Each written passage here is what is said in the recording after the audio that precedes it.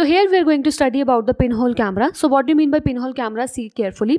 So whatsoever camera we are using in our daily life. So what this camera is doing? What the camera is doing? Camera is just clicking our picture, or we are taking the selfies from the camera. Okay. So this pinhole camera is also a type of camera, but it is the simplest type of camera, and the simplest type of camera is which? Pinhole camera. So what is a pinhole camera? See carefully. Why it is used? Pinhole camera is used to obtain the image of an object through the very small hole, or you can say through the pinhole. Means through this pinhole, whenever we are using the cardboard, and with the cardboard we are having very small hole, from the small hole we are able to take the picture or image of the object. And how it is working? It is just working on the principle of rectilinear propagation of light. When light travels in a straight line, only according to this principle pinhole camera works. If light travels zigzag, then there is no working of pinhole camera. Pinhole camera does not work properly in that case. Okay. So now we are going to study about the construction of pinhole camera. So actually a pinhole camera consists of a rectangular box. In a pinhole camera, actually rectangular box is there.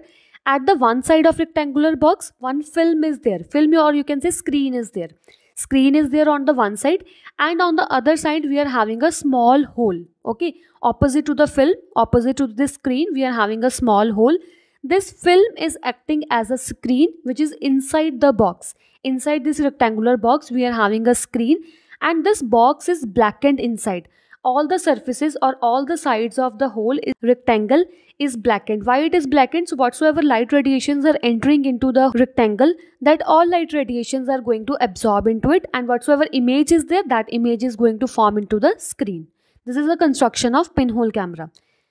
So next topic we are having working of pinhole camera. So how pinhole camera works, how it is able to capture the image of an object.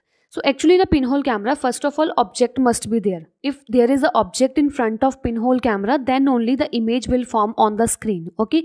So how the image is forming? See carefully. So first of all, a beam of light from the top of the object passes through the pinhole and move toward the bottom of the screen like this. Whenever the light radiation from the top of the object moves through the pinhole and enters into the bottom of the screen, and similarly from the bottom of the object, when in a straight line, light ray will move from the pinhole and moves up toward the upside of the screen, it will form the image. Okay, in this way image is formed. But whatsoever image is forming on the screen, that image is upside down. Actually object is like this, but image formed is like this, or you can say inverted image is formed. Inverted means upside down image is formed, and the image is forming on screen. No? So whenever I told the images are forming on screen, that images are nothing but real image. So in pinhole camera, first of all inverted image is formed, and secondly image formed is a real image, means the image which forms on screen. So this is the working of the pinhole camera. Next we are going to see that on which factors size of the image formed by a pinhole camera depends. So mainly there are two factors on which the size of image formed by a pinhole camera depends. So very first factor we are having, it depends upon the distance of screen from the pinhole. Means whenever we are changing the distance from the screen and that of pinhole, the size of the image formed by a pinhole camera also changes. First factor we are having this, and second factor we are having, it also depends upon the distance of screen from the object. Means whenever we are changing the distance from the screen, that of object, in that case also size of the image is going to change. So here we are going to study about the first effect, that how the distance of the screen from the pinhole on the size of the image depends. So how it depends? See carefully. If the distance of the screen from the pinhole is increased, for example, this is we are having simple pinhole camera. In simple pinhole camera, this kind of image is formed. But yes, if I am increasing the distance from the screen and that of pinhole, this distance I am going to increase like this. So here distance increases. Whenever we are increasing the distance from the pinhole and that of screen, in that case size of the image is going to enlarge or increases. By increasing the distance, size of the image is also going to increase. Second method we are having, we can change the distance of the pinhole from that of object. Means if the for example, this we are having simple pinhole camera, and whenever we are changing the distance or whenever we are increasing the distance from the pinhole to that of object, in that case the size of the image is going to decrease. Okay, increasing the distance between the pinhole and the object, size of the image decreases.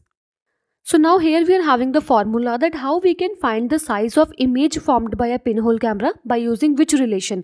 So here we are having the relation. This relation we can use in order to check the size of the image. Okay. So this relation is like this: size of image over size of object. What is the size of image? That we have to write upside, over size of object we have to write downside, is equals to, here you have to write the distance of the screen from the pinhole, and downside in the denominator you have to write distance of the object from the pinhole. So by using this formula we can easily find the size of the image formed by a pinhole camera. This relation only you have to learn.